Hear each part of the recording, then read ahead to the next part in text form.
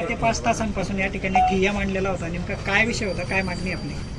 काल एक food inspector आहेत किशोर भाविस्कर नावाचे, त्यांनी या एरंडोल शहरात 4-5 ठिकाणी रेड मारण्याच्या बहाण्याने आमच्या साध्या टपरीधारकांकडून 20-20 हजार 10-10 हजार अशा प्रकारची खंडणी ते इथून घेऊन गेले आणि काही विनाकारण 2-4 दुकानांवरती त्यांनी चुकीचे कारणं दाखवून त्यांच्यावरती खोटे गुन्हे दाखल केले. त्यांच्यावरती गुन्हा दाखल करण्यासाठी आम्ही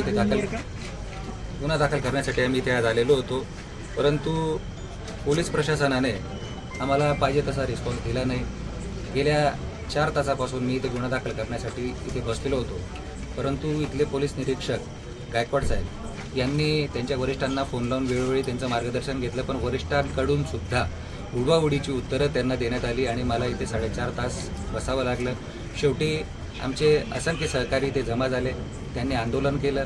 ते आंदोलन केल्यानंतर तेव्हा कुठे प्रशासनाला इथे बाजार फुटला आणि त्यानंतर आता या रात्रीच्या 10:30 वाजता त्यांनी त्या संबंधित कर्मचाऱ्यावरती गुन्हा दाखल केला आहे.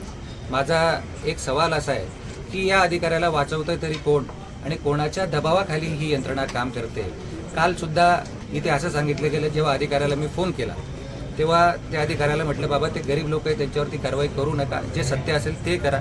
परंतु त्या अधिकाऱ्याने माझ्या फोननंतर त्या संबंधित माझ्या सहकाऱ्यांना आणि कार्यकर्त्यांना असं सांगितलं की तुमच्या आमदाराचा फोन आला म्हणून मी तुमच्यावरती गुन्हा दाखल करतोय. मला संबंधित एखाद्या XYZ व्यक्तीचा, त्या व्यक्तीचं नाव मी आता इथे तुमच्या मीडियासमोर घेऊ शकत नाही, अशा व्यक्तीचा जर मला फोन आला असता तर मी तुमच्यावरती गुन्हे दाखल केले नसते.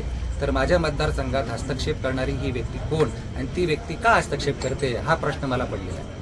तुम्ही सत्ताधारी आमदार असताना तुम्हाला या ठिकाणी 4 ते 4.5 तास या साऱ्या प्रकरणासाठी बसावं लागलं. नेमकी पॉलिटिकल प्रेशरची जी चर्चा आता तुम्ही स्वतः देखील केलेली आहे, तर नेमकं कोण असू शकतं? काय सत्ताधारीच असतील ना, दुसरं कोण असणार? दादा, पण काल जी कारवाई झाली त्याच्यामध्ये गुटखा तर किरकोळ जप्त केला होता, मात्र तिच्या तो जप्त केला की टाकला गेला हा पण एक विषय आहे ना. आता जो गुन्हा आम्ही दाखल केलेला आहे त्याला सुद्धा अशाच प्रकारची धमकी देण्यात आली की तू एक तर मला 20,000 रुपये दे किंवा आम्ही तुझ्याकडे गुटख्याचे पाकिटं आणलेले आहेत, हे तुझ्या दुकानात ठेवतो आणि तुझ्यावरती खोटा गुन्हा दाखल करतो, अशी त्याला धमकी देऊनच 20,000 रुपये नेले. आणि म्हणून त्याने मला सांगितलं, म्हणून मी त्याच्यावरती गुन्हा दाखल करण्यासाठी आज इथे आलो होतो माझ्या संबंधित सहकार्याला घेऊन. तसेच कालचे त्यांचे ते प्रमाण किती आहे? 2,000 रुपये कुणाचं काय दाखवलं आहे, कुणाचं 5,000 रुपयाचं दाखवलेलं आहे. पण या एरंडोल शहरामध्ये जो व्यक्ती गुटख्याच्या ट्रका उतरवतो त्याचं नाव मी पोलीस प्रशासनाला सांगितलेलं आहे, तरी देखील त्याच्यावरती कारवाई होत नाही. काल इथे महात्मा फुले पुतळ्याजवळ ती अक्षय तृतीयेच्या दिवशी गावठी कट्ट्यांची फायरिंग करण्यात आली, ते लोक आजपर्यंत यांना सापडत नाही आहे.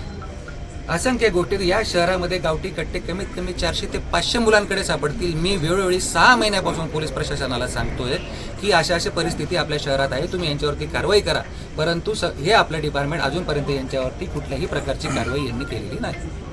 या साऱ्या प्रक्रियेमध्ये पोलीस निरीक्षकांनी अरेरावी केल्याचा आरोप जो आहे तो तुमच्या कार्यकर्त्यांकडून करण्यात आलेला आहे. वस्तुस्थिती काय आहे? अरेरावी तसं म्हणता येणार नाही. फक्त त्यांनी गुन्हा दाखल करण्याच्या या प्रक्रियेमध्ये माझ्या मते अकारण त्यांनी वेळ लावलेला आहे. माझ्या मते त्यांच्यावरती कोणाचं तरी प्रेशर असावं म्हणून त्यांनी हा वेळ लावलेला आहे. आरोप करत आमदार अमोल पाटलांनी तब्बल 5 तास या ठिकाणी आंदोलन केलं. 5 तास त्यांना गुन्हा दाखल करण्यासाठी या ठिकाणी मागणी करावी लागली असा आरोप त्यांनी केला आहे. पोलिसांना अधिकाऱ्यांवर गुन्हा करण्याचा दबाव आहे, त्यामुळे असं झाल्याचा देखील आरोप त्यांनी केला आहे. यामध्ये आज एरंडोल पोलीस स्टेशन येथे सन्मान्य आमदार महोदय या ठिकाणी आले होते. तर सरकारी कर्मचाऱ्याविरुद्ध फिर्याद होती. तर घटनेची शहानिशा करून आपण याच्यामध्ये गुन्हा दाखल केलेला आहे. त्यांनी पॉलिटिकल प्रेशर असल्यामुळे पोलिसांनी या ठिकाणी वेळ काढूपणा केल्याचा आरोप केलेला आहे. त्याबद्दल जास्त म्हणजे काही सांगता येणार नाही, परंतु जे कायदेशीर प्रक्रिया आहे त्याप्रमाणे गुन्हा दाखल करण्यात आला. प्रकरण काय होतं सर?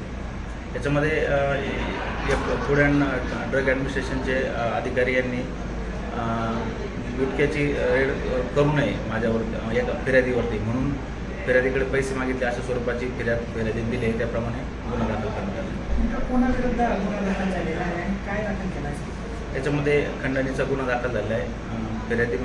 फिर्यादी आहेत त्याच्यामध्ये गजानन माधवराव महाजन यांनी FD फूड अँड ड्रग ॲडमिनिस्ट्रेशनच्या एका अधिकाऱ्याविरुद्ध गुन्हा दिलेला आहे. कोणती कोणती कलमं लावली सर? याच्यामध्ये BNS 308-7 तसेच 3-5 याप्रमाणे गुन्हा दाखल आहे. अधिकाऱ्याचं नाव काय सर त्या? अं, अधिकाऱ्याचं नाव सांगायचं. काही गरज नाही ना फिर्यादीमध्ये. गुन्हा